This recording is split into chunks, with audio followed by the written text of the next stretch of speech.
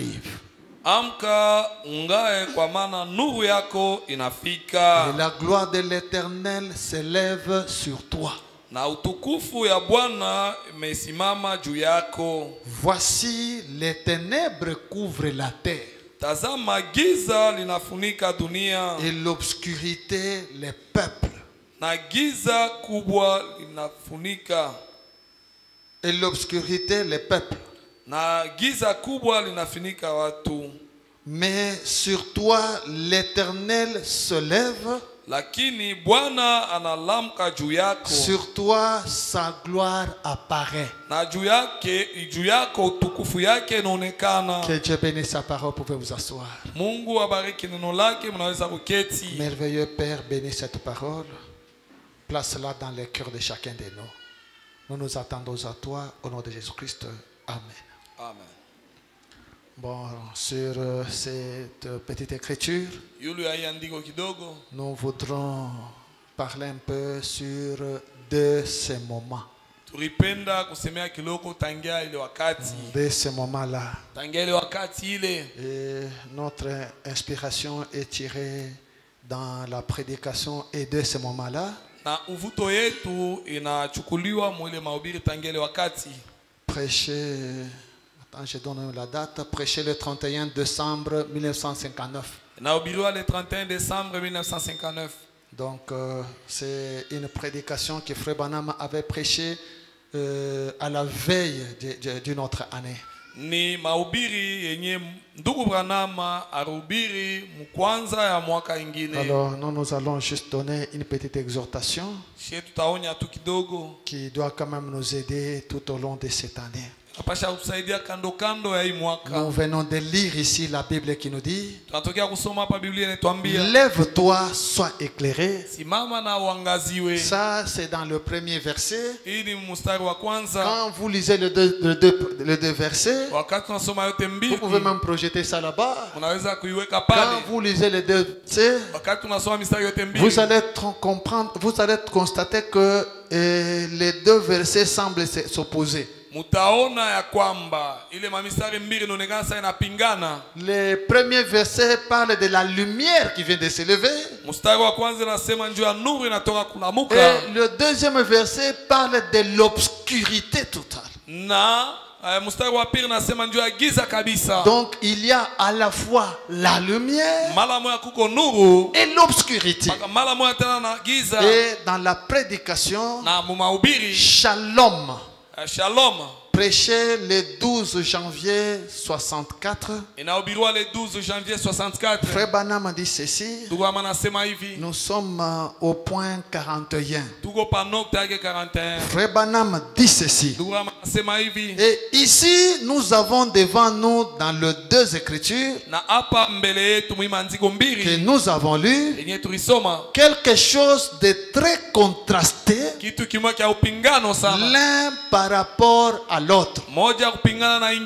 Dans Ésaïe, il est dit: lève-toi, sois éclairé, car la gloire de Dieu est venue sur toi. La lumière est ici. Et dans le verset suivant, il est dit: et l'obscurité profonde est sur le peuple. Et alors, lorsque nous sommes là où il y a mélange de la lumière et des ténèbres,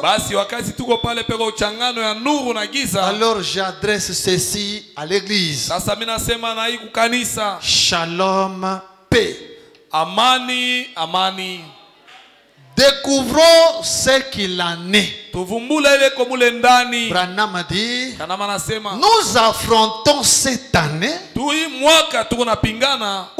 il y a à la fois les ténèbres et la lumière. Le monde se trouve dans l'un des états les plus chaotiques des ténèbres, dans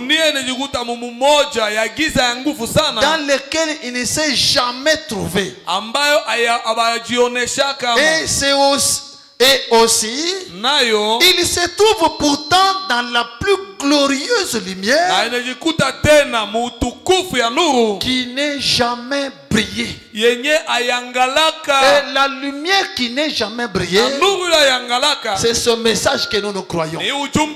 C'est la grande lumière qui a été promise qu'elle viendra. La Bible dit, vers le soir, la lumière paraîtra.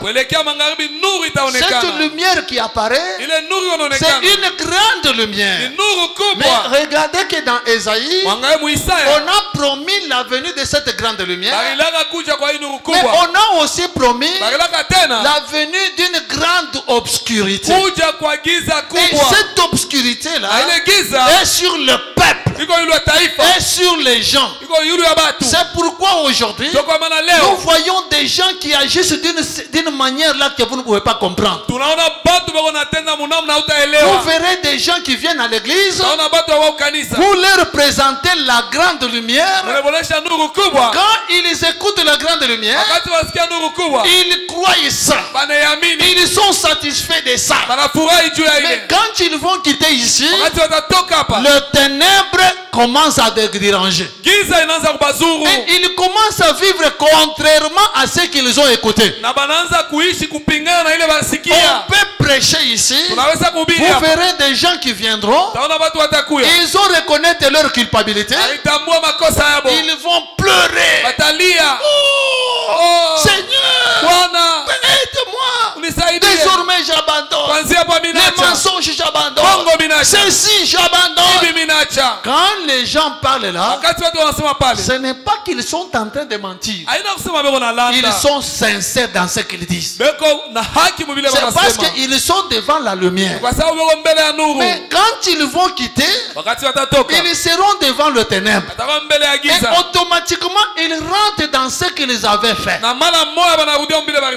Et dans cette brochure-là, Frère Branham a prêché et de ce moment-là, Frère Branham nous montre que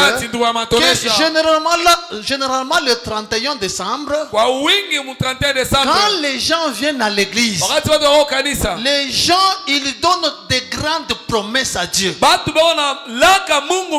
Ici, je crois qu'il y a beaucoup de gens qui sont venus et qui ont promis beaucoup de choses à Dieu. Seigneur, 2024, j'ai été menteur, j'ai été ceci. Pardonne-moi, j'abandonne. Quand je vais rentrer ici, c'est fini. La copine là que j'avais, je l'ai déjà abandonné. Le copain que j'avais là, je ne rentrerai plus. Il est du membre en 2024. Ça, c'est un problème de 2024. Quand les gens sont en train de dire ça ici, ils croient dans ce qu'ils disent. Mais quand ils vont quitter pour rentrer, vous verrez qu'ils vont rentrer dans les mêmes histoires. Et on ne comprend pas pourquoi les gens sont comme ça. Écoutez Frère Branham, toujours dans Shalom, Shalom point 47. Frère Branham dit ceci. Il dit, je crois que les gens ne savent pas ce qu'ils font.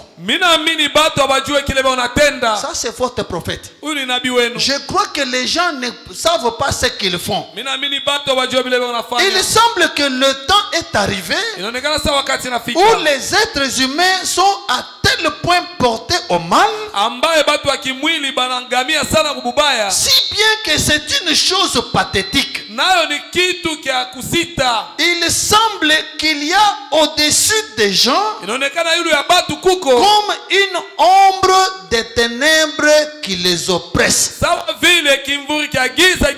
Donc, il y a l'ombre sur les gens qui les oppresse, qui les pousse à faire le mal. Ils viennent ici, ils écoutent la lumière, ils prennent des décisions, mais quand ils rentrent, l'ombre là les oppresse. Branham continue, comme par exemple ici, si on a le pays est parlant, si on a le pays est parlant, et le Seigneur Dieu identifiant et confirmant sa parole et montrant que c'est exactement ainsi, Branham dit, ne laissant jamais une chose être dite sans que cela arrive exactement comme il avait dit, et appelant cela à l'existence par la parole, et ainsi de suite. Branham dit, comme il l'a fait, et les gens se tiennent là et regardent cela, et malgré tout, ils continuent dans leur même état. Vous voyez, sans aucun mépris, mais par exemple nos sœurs, ils leur parlent. Je leur parle souvent du port de ses vêtements et de leurs cheveux qu'elles coupent et des petites choses. Les hommes, combien ils continuent dans leur credo et servent sous ces choses, sous ces credos. Et ce sont des bonnes personnes. Ce sont des braves gens. Mais il semble qu'ils ne peuvent pas comprendre. On dirait qu'ils ne peuvent pas saisir cela. Pourquoi? Je retourne l'année suivante. Et plutôt que cela soit amélioré, c'est pire. Cela continue. Voilà une sœur qui avait une belle chevelure longue. Elle l'a coupée. Voilà un homme qui semble prendre position et qui aimait ce qui est juste. Il est retourné droit comme un chien à ce qu'il avait vomi. Et un cochon à son bourbier. Vous voyez? Il retourne droit dans cela. Branham dit, on dirait que quelque chose a frappé les gens. Cela a frappé le monde. Ce qui fait qu'il ne semble plus avoir la compréhension. Il y a quelque chose qui ne va pas. Branham dit, c'est comme lorsque vous considérez les hommes d'aujourd'hui. Vous ne trouvez plus cette authenticité dans les hommes. Vous ne la trouvez plus dans les femmes. Branham dit, la raison pour laquelle j'utilise cela comme base, c'est que je veux arriver à Shalom. Branham continue. Mais considérez les femmes de notre temps. Elles ne semblent plus avoir l'air distingué qu'elles avaient autrefois. C'est comme si elles voulaient le faire, mais quelque chose les empêche de faire. C'est comme s'il avait une pesanteur. Vous dites à une dame qu'elle ne devait pas faire telle ou telle chose, et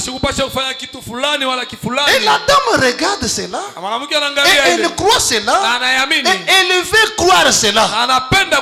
Il y a quelque chose qui la pousse dans l'autre direction. Vous voyez? Pauvre créature, elle me fait pitié. Elle est vraiment prise dans une des toiles de Hollywood. Et elle est dans les annonces publicitaires.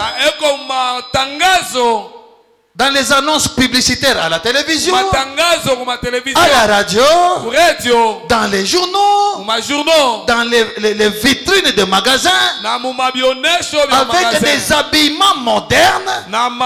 Et combien les autres femmes lui font concurrence. Branham dit, et on dirait qu'il y a quelque chose dont ils ne peuvent peuvent pas se détacher. Nos jeunes gens, nos personnes âgées, nos personnes d'âge mûr, il semble y avoir quelque chose parmi les hommes. Les hommes ne semblent plus l'être,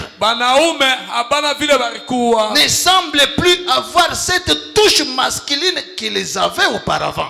Les femmes n'ont plus cette touche féminine qu'elles avaient auparavant. Vous prenez les hommes aujourd'hui, les hommes ne semblent plus être solidement charpentés comme ils étaient. Il faut porter des souliers en daim, un peu pourpre. Et ils veulent agir comme les femmes. Eh bien, c'est vrai. Il semble que c'est plus ou moins comme une perversion. Une femme veut couper ses cheveux et agir comme un homme. Et un homme veut agir comme une femme. Et pourtant, vous pouvez leur parler. Et ce sont des braves gens. Des gens à qui il est plaisant de parler. Des gens amicaux et sociaux. Qu'est-ce qui produit ceci? Branham dit, c'est cette obscurité profonde sur les gens. C'est quelque chose qui les pousse là-dedans. Et il y a cette obscurité sur les gens aujourd'hui qui est en train de pousser les gens à faire le mal. Donc ce n'est pas parce que tu es venu à l'église, tu as pris la décision que tu changes ta vie. Détrompe-toi. Tu vas rentrer à la maison, tu vas faire la même chose. La décision que tu as prise ici, c'est une décision inutile, parce qu'elle est venue par la bouche. Nous vivons dans un âge où il y a une grande lumière. C'est la lumière qui t'a parlé, qui t'a montré ce qu'il faut faire. Mais quand tu vas quitter ici, il y a l'obscurité sur les gens. Cette obscurité pousse les gens à faire le mal. Comment expliquer aujourd'hui? Tu arrives en ville, tu trouves une fille, il fait terriblement froid, elle s'est déshabillée, elle vient avec des petites histoires ici, en train de trembler. Qui l'a demandé d'enlever les habits? Elle sait que c'est pas bon. Un jour, j'ai parlé avec un collègue, il me dit, regardez dans la ville ici, est-ce que tu as déjà vu les filles qui sont sur de la révolution? Je dis non, non, je les ai jamais vues. Elle dit oui, pendant la journée ils sont bien habillés, la nuit ils sont mal habillés. Pourquoi ça? C'est-à-dire eux-mêmes savent que ce qu'ils font ce n'est pas correct. Se déshabiller ce n'est pas correct. Mais l'obscurité qui est sur les gens les contraint à s'habiller comme ça. Vous allez trouver une fille sur la route, elle vient de chez elle, elle a porté une mini-jupe ici, elle a porté même une petite robe ici. Maintenant elle est sur la route, elle est en train de forcer que ça puisse descendre. Mais qui t'a obligé de porter ça? Lui-même a porté. Mais quand elle marche, elle sait qu'elle est mal habillée, elle commence à lutter, elle lutte pour descendre. Mais pourquoi tu descends ça? Tu as porté comme ça, comme ça. Elle a porté une mini-jupe, mais sur la route elle est en train de faire descendre. Mais qui te dit que ce n'est pas bon? Pourquoi tu as payé ça?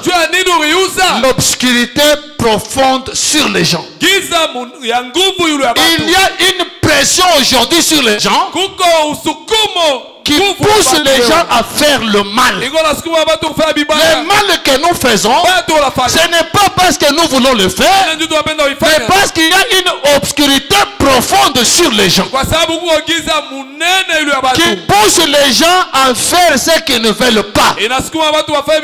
C'est pourquoi ce soir, si tu es venu avec des décisions que tu as arrêtées, je te rassure que c'est une fausse décision. Quand tu quitteras ici, l'obscurité est là pour te pousser dans le mauvais sens. Ne compte pas sur ta petite décision que tu as prise. Cette décision-là ne t'amènera pas à changer.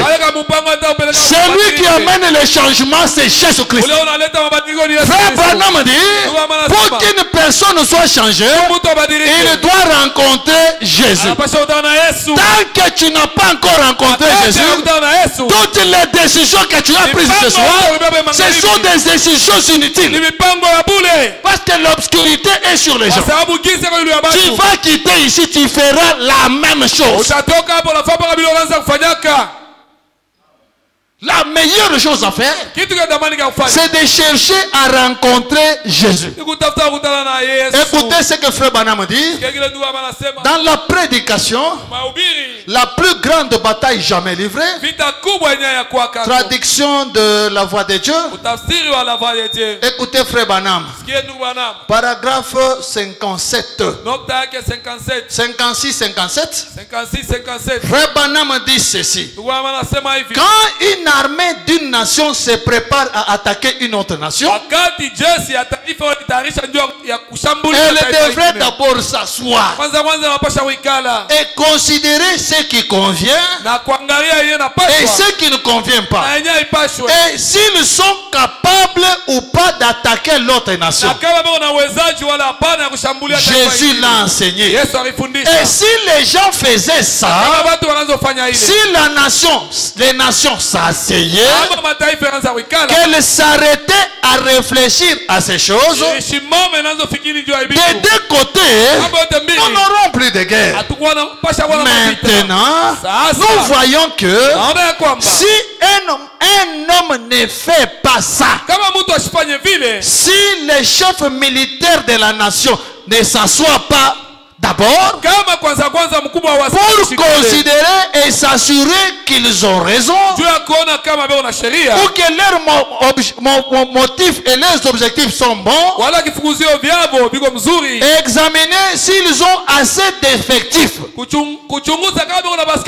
de forces pour vaincre l'autre armée, alors la défaite est assurée pour eux. Donc, pour remporter la victoire, tu dois d'abord t'asseoir, tu réfléchis. Quel est le combat que j'ai? Est-ce que la décision que j'ai prise ce soir, je vais la tenir? Ne tournez pas seulement des pages. Oh non, non. Ce que j'ai fait en 2024, je tourne la page. En 2025 sera bon. Il y a l'obscurité profonde sur les gens. Ça va t'obliger à faire ce que tu ne veux pas là. La seule solution, rencontrer Jésus. Il faut que chacun de nous cherche à rencontrer Jésus pour son changement. Pas prendre des décisions. Toutes nos décisions sans Jésus sont vaines. Pour que la décision puisse tenir, il faut rencontrer Jésus. Et Jésus, c'est ce message que nous avons. C'est la parole de Dieu. Quand tu les rencontres réellement, tu dois changer. Quand tu rencontres réellement Jésus, tu dois changer. Et si des années et des années, tu ne changes pas, donc tu n'as jamais rencontré Jésus. Regardez dans la Bible, tous les gens qui ont rencontré Jésus, s'ils étaient sincères, ils ont changé. Regardez Pierre, quand il a rencontré Jésus, sa vie était changée. Regardez Paul, quand il a rencontré la colonne de feu, sa vie était changée. Ce n'est pas le problème de prendre des décisions. Cette année 2024, 2025, j'abandonne ce que je faisais. Tu te trompes. Il y a l'obscurité sur les gens. Il y a la pression. Nous vivons dans un âge d'une forte pression. C'est pourquoi des fois nous faisons souffrir les enfants. Vous trouvez un enfant qui est voleur. Oh non, comme il est voleur, je dois le punir. Je dois brûler ses mains. Tu as brûlé les mains, mais tu n'as pas changé de gens. Regardez même nos prisons. Nos prisons n'ont pas pu changer les gens. On a même mentionné à la prison là-bas centre de rééducation. Mais c'est lui qui est entré Kuluna. Quand il sort, il va rentrer comme Kuluna. Donc la prison ne fait rien. C'est lui qui change, c'est Jésus. Tous ces Kuluna là, tous ces bandits, si on peut les amener auprès de Jésus, leur vie va changer. Même vous ici, si vous entrez en contact avec Jésus, soyez rassurés, vous serez changés. Que vous le vouliez ou pas, dans la présence de Jésus, il y a le changement. Si une verge qui n'avait pas de vie est entrée dans la présence, elle avait bourdonné. À combien plus fort de raison, toi et moi? Regardez Moïse. Il avait tenté de délivrer les enfants d'Israël sans rencontrer Jésus. Il a échoué. Il a même tué. Mais quand il a rencontré Jésus, sa vie était changée. Il n'avait peur de rien. Quelqu'un qui a rencontré Jésus, il est sûr de ce qu'il fait. Il croit qu'il marche avec Jésus. Il croit qu'il va réussir à cause de Jésus. Mon frère, ma soeur, nous allons réussir pas à cause de notre décision, mais à cause de Jésus-Christ. Dès que tu rencontres Jésus, ta vie doit changer. Donc la meilleure décision à prendre ce soir, c'est que cette année, un matin inquiétant, je dois rencontrer Jésus. C'est tout ce que nous devons chercher. Au lieu de prendre des décisions, j'ai abandonné les mensonges, j'ai abandonné ceci, je ne ferai plus ceci. C'est faux. C'est faux. Il y a une forte obscurité sur les gens. Et cette obscurité va te pousser à faire ce que tu ne veux pas. Et la personne qui peut t'aider, c'est Jésus-Christ. Paul a dit, je suis devenu prisonnier de Jésus. Quand on parle d'un prisonnier, de l'autre côté on parle d'un Seigneur. Il y a Seigneur, il y a aussi il y a Seigneur et esclave. Un esclave n'a aucun droit. Un esclave dépend totalement de son Seigneur. Et si toi, si c'est l'argent qui est ton Seigneur, tu dépendras de cet argent-là. Peu importe ce que tu diras, peu importe la décision prise, mais comme tu es esclave de l'argent, tu vas continuer à t'absenter à l'église pour l'argent.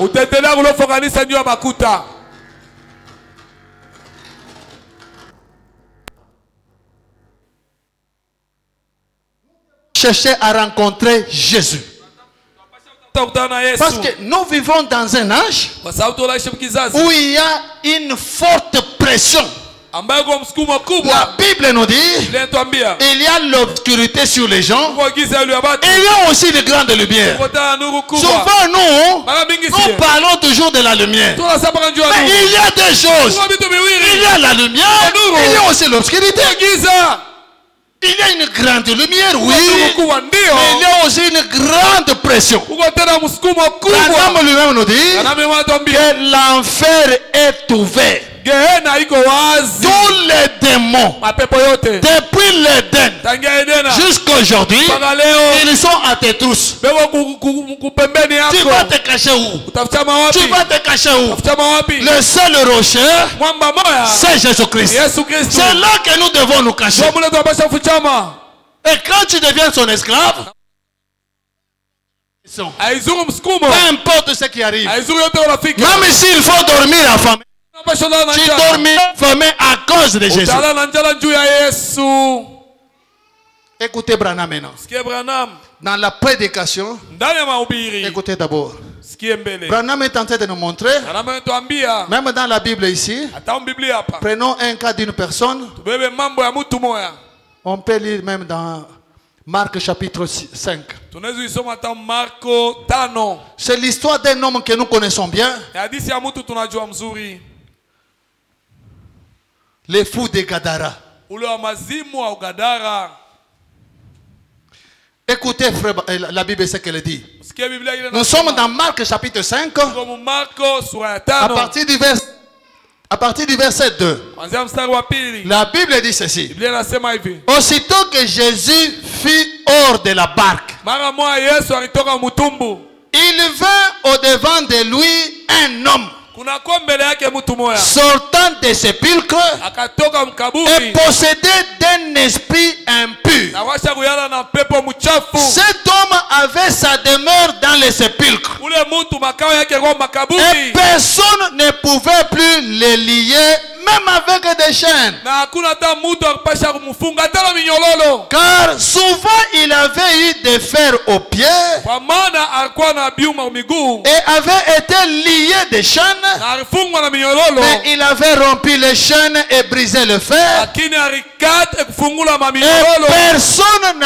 et personne n'avait la force de le dompter. Il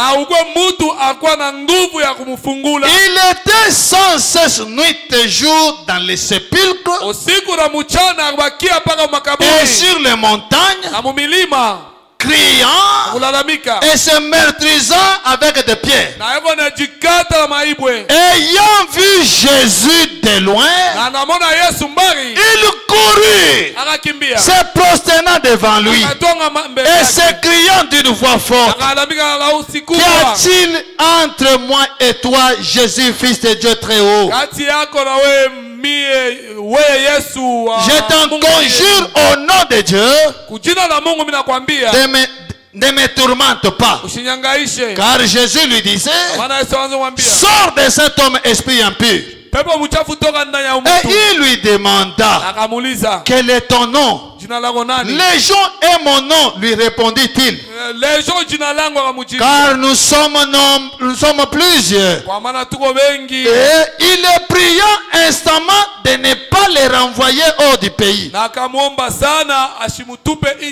Il y avait là, vers la montagne, un grand troupeau de pourceaux qui paissait, et les démons les prièrent, disant: envoie-nous dans ces pourceaux afin que nous entrions en eux. Il leur permit, et les esprits impurs sortirent, entrèrent dans les pourceaux, et les troupeaux se précipitaient des pentes escarpées dans la mer. Il y en avait environ 2000, et ils se noyèrent dans la mer. Ceux qui les faisaient pète s'enfuir et répandirent la nouvelle dans la ville et dans les campagnes. Les gens allèrent voir ce qu'il était arrivé. Ils vinrent auprès de Jésus.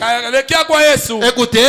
Et ils virent les démoniaques, celui qui avait eu la légion, assis là vêtu vêtu et dans son bon sens. Et ils furent saisis de frayeur.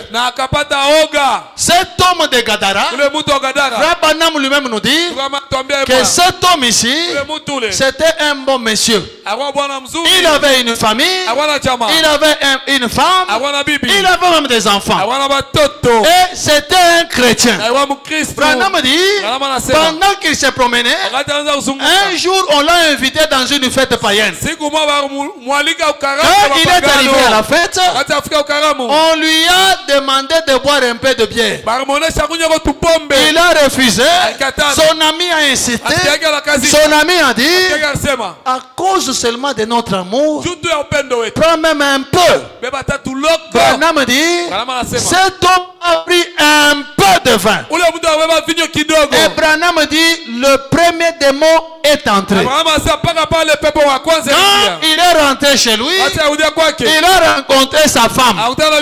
Quand sa femme est venue l'embrasser, sa femme a senti l'odeur de la bière. La femme lui pose la question, chérie, tu sens l'odeur de la bière, tu as pris la bière? L'homme dit non, non, je n'ai pas pris la bière.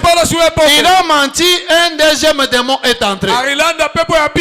Branham dit, ça continue ainsi. Démon après démon. Démon après démon. Jusqu'à ce qu'il a eu une légende. Et maintenant, ce n'était plus lui qui décidait, c'était les démons qui décidaient. Il y a des gens, pour les condamner, ce ne sont pas eux, ce sont des démons qui sont en eux qui les dirigent. Et Branham dit, cet homme-là, il a abandonné sa villa. Et il est parti au cimetière. Les gens pouvaient dire, comment tu laisses ta maison? Tu vas au cimetière. Non, non, laissez-moi ici. C'était des démons. C'est comme ça qu'il y a d'autres personnes. Il laisse sa femme, une jolie femme, une belle femme. Mais vous le voyez avec quelque chose là qui ressemble à une femme. On posait des questions. Comment il peut laisser une jolie femme pour suivre ces trucs ici? Non, ce sont des démons. Il n'a pas le choix. Il peut être chez lui, assis avec sa femme. Ces démons-là viennent. Quitte la maison, quitte la maison, quitte la maison. Vite, vite, vite. Il se lève. Quand la femme commence à lui poser des questions, mais tu avais dit que tu ne vas pas sortir. Ah non, non, j'avais oublié. J'avais oublié. Non, non. Ce n'est pas lui. Il y a les démons en lui qui l'obligent de quitter sa maison. Il quitte la maison, il sort. Des fois, il ne sait même pas il va où. Et quand il est maintenant sur la route, les démons lui disent, va à droite. Il va à droite. Va à gauche. Il va à gauche. Il arrête quelque part. Une fille passe. Appelle-le, appelle-le, appelle-le. Il n'a pas le choix. Il appelle la femme en train de regretter dans son cœur. Je suis un frère. Mais cette fille ici, Mungu, akatale kotu, akatale kotu.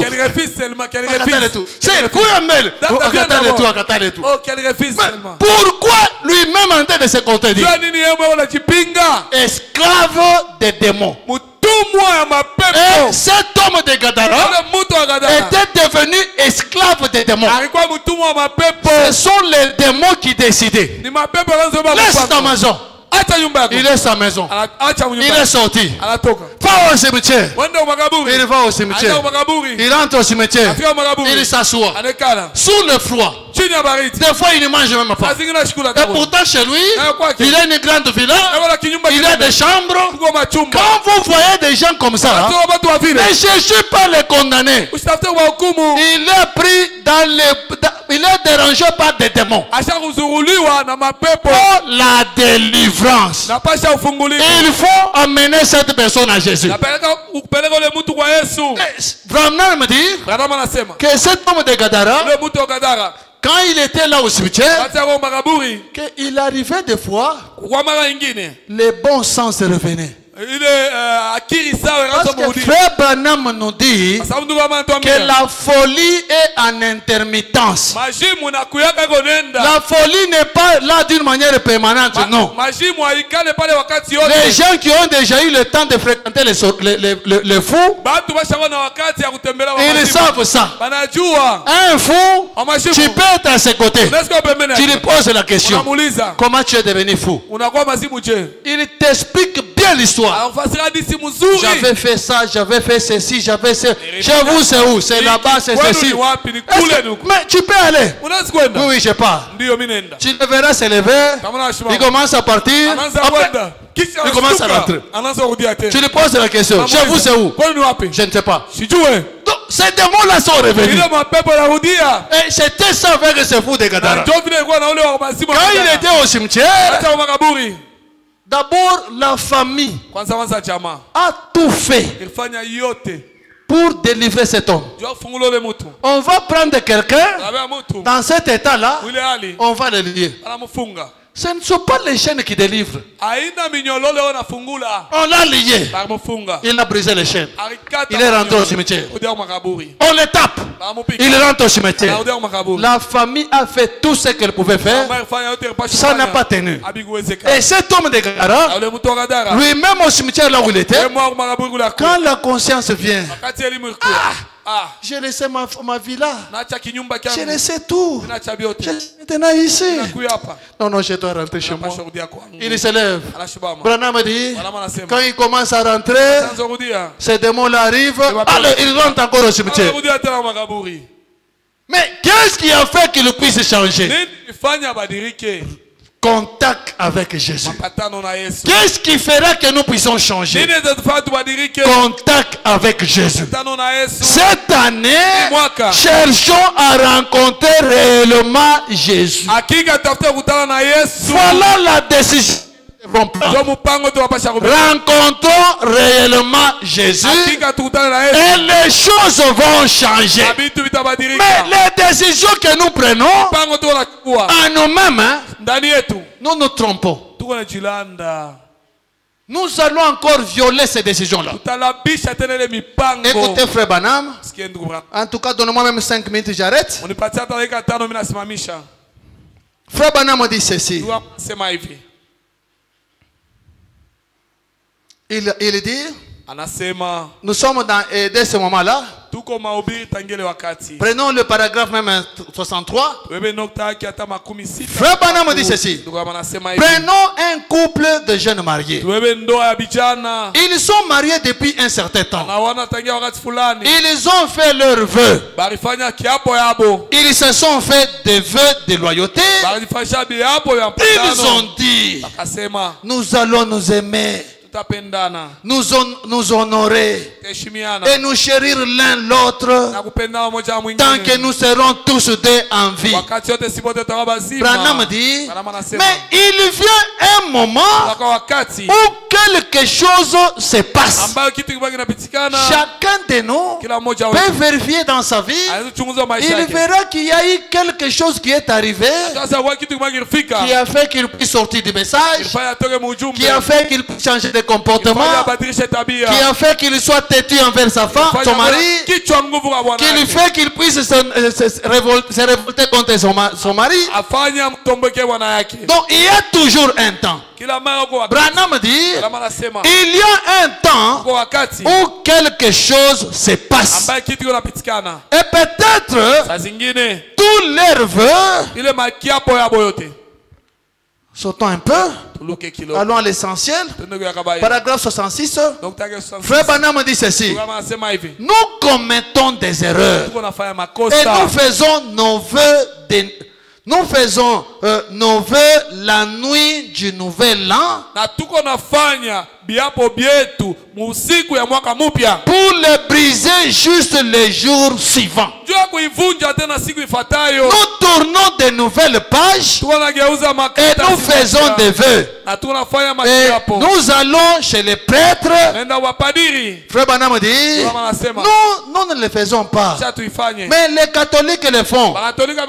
Et on fait sa confession, on fait des promesses, et on vient à l'autel et on tourne de nouvelles pages. Mais tout cela en vain. En effet, dès que quelqu'un nous contrarie ou fait autre chose, ce vieux tempérament colérique va directement revenir.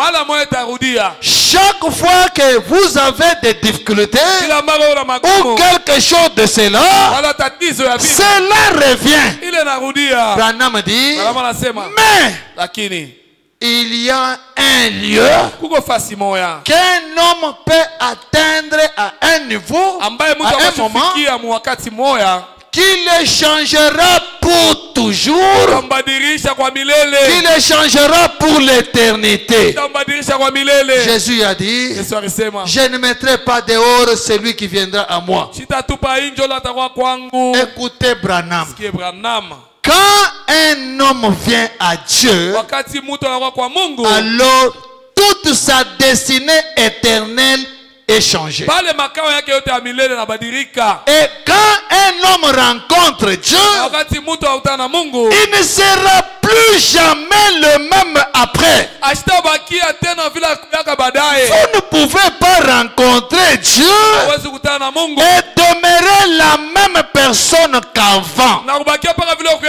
Si vous vous détourniez de lui, vous serez pire que vous ne l'avez jamais été. Si vous le recevez, vous avez la vie éternelle. Et si vous et il vous ressuscitera au dernier jour selon sa promesse. Écoutez pour terminer, paragraphe 69. Frère Branham dit ceci. Un jour, pendant qu'Abraham était peut-être là dans le champ, en train de chasser ou de faire je ne sais quoi, je ne sais quoi, ou quelque travail qu'il faisait, il rencontra Dieu. Et dès ce moment-là, il fit changer. Il pouvait appeler les choses qui n'existent pas comme si elles existaient, car il avait rencontré Dieu. Il connaissait la minute et l'heure où il avait rencontré Dieu. Cela l'avait changé. Ce qui nous change, c'est la rencontre de l'homme et de Dieu. Pas le problème de décision, pas le problème de déclaration. Toutes les déclarations c'est bon, c'est bien, mais tant qu'on n'a pas rencontré Jésus, les mêmes choses vont revenir. L'ancienne vie va revenir. Regardez toute la Bible, vous verrez que les gens changent quand ils rencontrent Jésus. Frère Branham nous dit que regardez même Zachée. Zachée, il était un grand homme d'affaires. Il faisait de grandes affaires. Il avait beaucoup d'argent. C'est sa femme Rebecca qui priait. Sa femme Rebecca a beaucoup prié pour que son mari rencontre Jésus. Son mari ne croyait pas en Jésus, mais la femme croyait en Jésus. Mes soeurs, peut-être votre mari ne croit pas, mais si toi tu crois, tu es capable de prier pour que Dieu fasse la grâce, que ton mari rencontre Jésus. Dès qu'il rencontre Jésus, tu ne fourniras plus d'efforts. Parce que quand on rencontre Jésus, il y a toujours des changements. Branham dit, Rebecca, la femme des Zachée, a prié toute la nuit. Toute la nuit. Et le matin, sa prière, la prière de Rebecca, a commencé à conduire Zachée. Pour Zachée, cet homme-là de Jésus, c'est un farceur. Il est en train j'ai dérangé ma femme. Ma femme ne m'écoute plus. Ma femme aime toujours aller dans son église. Il faut que je voie ces Jésus-là pour les défier. Mais quand il a rencontré Jésus, Frère Branham dit, Zacharie a trouvé quelque chose qui dépassait toutes ses affaires. Jésus dépasse les affaires. Jésus dépasse l'argent. Dès que tu rencontres Jésus, toi-même tu verras que Jésus occupera une place plus élevée que tes affaires. Mais si aujourd'hui nous avons des croyants qui s'absentent à l'église pour aller chercher l'argent, le problème c'est quoi? Le problème est qu'ils n'ont jamais rencontré Jésus. C'est ça la réalité. Parce que quand on rencontre Jésus, on va même abandonner les affaires. Quand Pierre a rencontré Jésus, il a abandonné le filet, il a abandonné sa famille, il a tout abandonné. Pour Pierre, c'est Jésus ou rien. Un jour, Jésus dit à Pierre, toi aussi suis ceux qui partent. Jésus, Pierre regarde Jésus. À qui d'autre irons-nous? Pierre a trouvé qu'il va encore aller où? Jésus lui dit non, non, pas. Jésus ne lui donnait pas l'argent. Jésus ne lui donnait pas l'argent. Jésus lui a poussé même à abandonner les affaires. Mais comme il avait rencontré Jésus, pour lui, Jésus dépassait ses affaires. Jésus dépassait les poissons. Jésus dépassait même sa femme. Jésus dépassait sa famille. Ce qui intéressait Pierre, c'est Jésus. Qu'ils comprennent, qu'ils ne comprennent pas. Pour lui c'est Jésus ou rien. Si réellement tu as rencontré ce message du temps de la fin, tu ne peux jamais être dans tes affaires pendant qu'on prêche ici. Le problème, on n'a pas encore rencontré Jésus. Quand on rencontre Jésus, on a soif de l'écouter. Pierre était toujours en train de suivre Jésus pour l'écouter tout le temps. Il a oublié ses affaires. Il a oublié sa famille. Il a tout oublié. Ce qui l'intéressait, qu'est-ce que Jésus a dit? Qu'est-ce que Jésus a dit? Qu'est-ce que Jésus a dit? Qu'est-ce que Jésus a dit? Il marchait. Qu'est-ce qu'il a dit? Qu'est-ce qu'il a dit? Qu'est-ce qu'il a dit? Même quand il a parlé des choses que lui n'a pas compris, il est resté calme. Tout le monde est parti. Mais lui, il avait une expérience personnelle. Mon frère, ma soeur, si tu as l'expérience personnelle avec ce message, même si ton mari abandonne, tu ne abandonneras jamais. Même si ta femme abandonne, tu n'abandonneras jamais. Parce que tu as une expérience personnelle avec ce Jésus. Mais ceux qui abandonnent, ce sont des gens qui n'ont jamais rencontré Jésus. Si tu n'as pas encore rencontré Jésus, à cause pas même du comportement du pasteur, même à cause du comportement du pasteur, tu peux abandonner le message. Regardez ce que le pasteur a fait. Même le pasteur l'a fait. Même l'autre a fait. Ah, ça donne plus. Je laisse. Non, on comprend. Si vous voyez quelqu'un abandonner ce message, comprenez qu'il n'a jamais rencontré Jésus. Si tu rencontres Jésus, ce message restera ta vie. Que tu aies à manger, que tu n'aies pas à manger, que des pasteurs te rejettent, tu n'abandonneras jamais ce message. Ce message, pour nous, c'est le chemin de non-retour. Même si la terre entière a abandonné le message, nous on n'abandonne pas. Aujourd'hui, nous avons même beaucoup de pasteurs qui n'avaient jamais rencontré Jésus. Et aujourd'hui, ils abandonnent le message. Nous trouvons que Branham était franc-maçon. Mais comment tu es devenu pasteur? Si Branham était franc-maçon, comment tu es devenu pasteur sans être franc-maçon? Et ce sont ces mouvements comme ça. Eh, non, non, il était franc-maçon. Regarde, il était dans le temple des francs-maçons. C'est parce que ce sont des gens qui n'ont jamais rencontré Jésus. Si tu rencontres Jésus, peu importe ce que les gens diront, peu importe ce que tu verras, peu importe ce qu'on des critiqueurs, pour toi, c'est le message ou rien. Pour nous, c'est le message ou rien. Je suis arrivé au point où, même si on vient me dire, avec ce message tu iras en enfer. Ok, merci. Laissez-moi d'abord arriver. Il n'y a plus moi. Où irais-je encore? Moi, des fois ça m'étonne. Quand je vois quelqu'un qui a cru ce message, il abandonne. Tu abandonnes pour aller où? Aller où? Croire encore quoi? Que j'ai chez les Malemba? Que j'ai là où on parle de moi, ce qui m'intéresse, qu'est-ce que Jésus a dit en ces temps? Quand Pierre était à côté de Jésus, ce n'était pas à cause des miracles. Il le suivait à cause du message, pas à cause des miracles.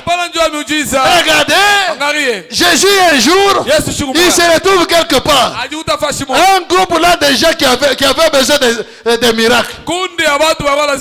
Ils ont cherché Jésus.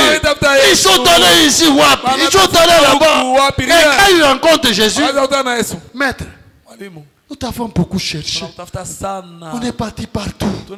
On t'a cherché. Jésus les regarde. Vous me cherchez parce que vous avez mangé le pain. Vous êtes rassasiés. Et réellement c'était ça. Ce n'était pas à cause du message, et c'était à cause du pain. C'est pourquoi quand Jésus est devenu une pierre d'achoppement pour eux, ils sont partis. Moi, Branham ne sera jamais une pierre d'achoppement pour moi. Ce message ne sera jamais une pierre d'achoppement pour moi. Même si la terre entière est abandonnée, moi je reste avec ce message.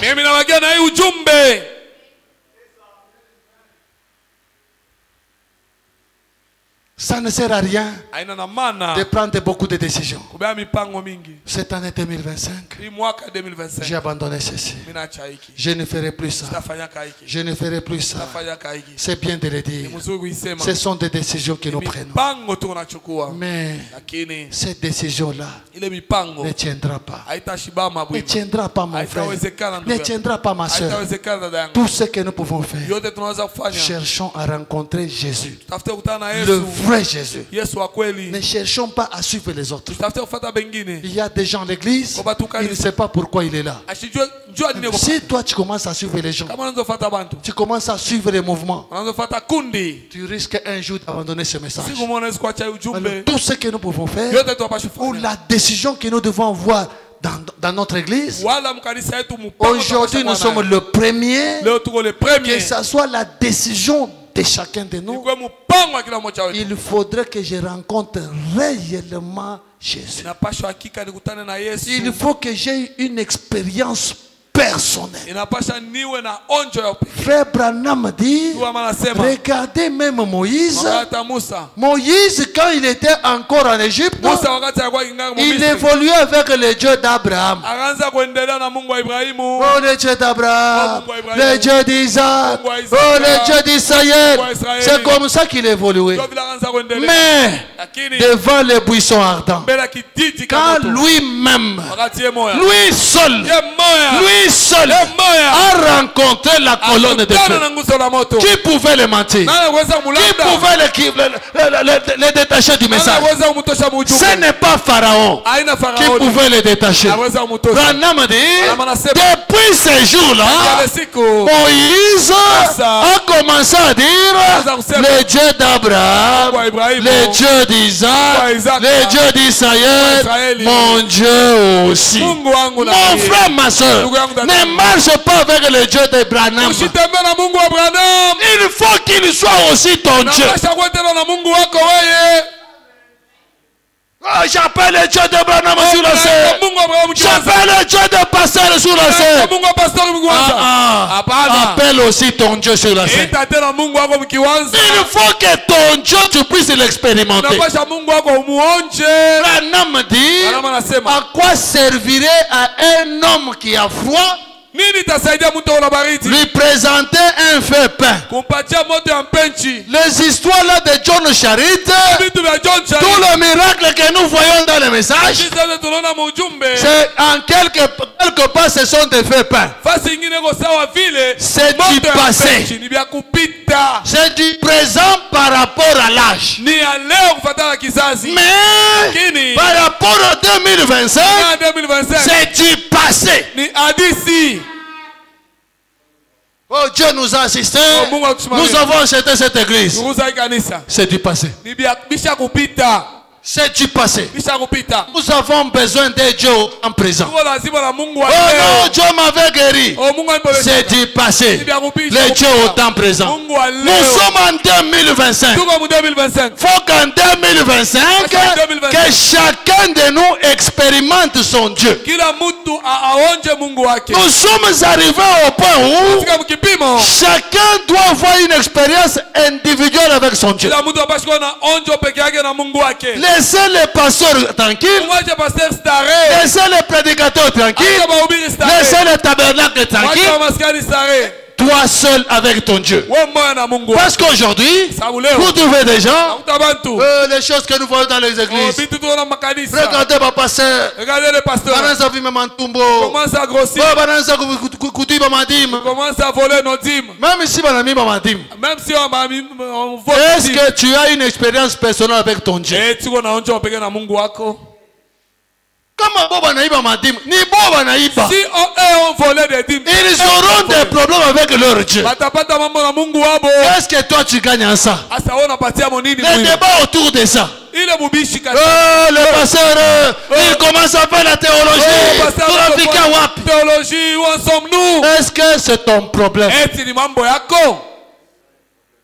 Que ce soit l'écriture ou pas, c'est leur problème avec leur Dieu. Ce n'est pas toi qui fais la théologie. Ce sont eux qui ont fait la théologie. Si Dieu doit condamner, il ne te condamnera pas toi. Il va les condamner eux. Toutes les choses que nous voyons aujourd'hui, c'est devenu de grandes distractions. Au lieu que les gens cherchent à rencontrer Dieu, ils sont dans les débats inutiles. Les débats qui ne les avancent en rien. Que cette année 2025 nous change. Que chacun de nous cherche à rencontrer son Seigneur. Qu'il ait l'expérience personnelle.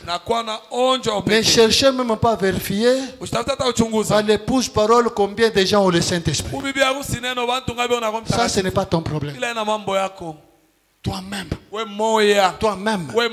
Est-ce que moi ici, je suis baptisé du Saint-Esprit? Si l'enlèvement se produisait ce matin, je vais partir. C'est comme ça qu'on doit comprendre. Parce qu'il y a beaucoup d'infiltrés pour le moment. Il y a beaucoup d'infiltrés parmi les pasteurs. Beaucoup d'infiltrés parmi les prédicateurs. Beaucoup d'infiltrés parmi les croyants. Alors ne regardez pas tous ces jours. Cherchez l'expérience personnelle. Personnel. Paul, il avait son maître qui était Gamaliel. Gamaliel l'a enseigné. Mais Gamaliel n'a jamais fait l'expérience personnelle. Gamaliel est resté avec la théologie. Mais son élève Paul a rencontré la colonne de feu. Ne restez pas derrière même de maître. C'est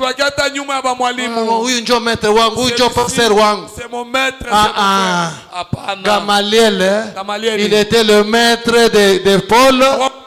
Mais Paul, ayant la soif de la vérité, lui seul a rencontré la colonne de feu. Son maître est resté. C'est de cette manière qu'on doit voir les choses. Et ce sont des décisions que nous devons prendre pour l'année 2025. Que chacun cherche à tout prix à rencontrer ce Jésus-là. Rencontrer ce Jésus-là. Que cela soit l'objectif de chacun de nous. Frère Branham nous parle d'un monsieur. Il dit cet homme-là, il était même un prédicateur. Et il prêchait la parole de Dieu. Mais il n'était pas encore baptisé du Saint-Esprit. Un jour, il est allé dans un champ en train de nourrir. Il est allé dans un champ avec son cheval. Par mégarde, son cheval a piétiné. Et quand son cheval a piétiné, ça l'a énervé. Comme il ne savait pas comment contrôler sa colère, il a sauté sur son cheval. Il a mordu le cheval à l'oreille. Et tous les poils de l'oreille du cheval sont restés dans la bouche. Et la conscience est venue. Il s'est dit, moi qui prêche la sanctification, comment je peux arriver à ce point? Comment je peux arriver à ce point? Mordre un cheval qui ne connaît rien. Et il a pleuré. Il était en brousse, loin de son église, loin de ses anciens, loin de ses croyants. Il s'est agenouillé là même. Il a dit, Seigneur, Seigneur, si tu ne me donnes pas le Saint-Esprit maintenant même, quand tu viendras là, tu vas trouver mes os ici. Il a refusé de quitter la brousse. Il était déterminé. Et comme il était déterminé, sur place là, il a reçu le Saint-Esprit. Il n'avait même pas besoin qu'on vienne l'imposer. Mais comme lui seul a eu cette soif-là, mon frère, créons cette soif à nous. Frère Branham dit que la profondeur appelle la profondeur. Si en nous il y a la soif de rencontrer Jésus, nous finirons par les rencontrer. Parce que la profondeur appelle la profondeur. Dans la prédication, je devais passer par ici.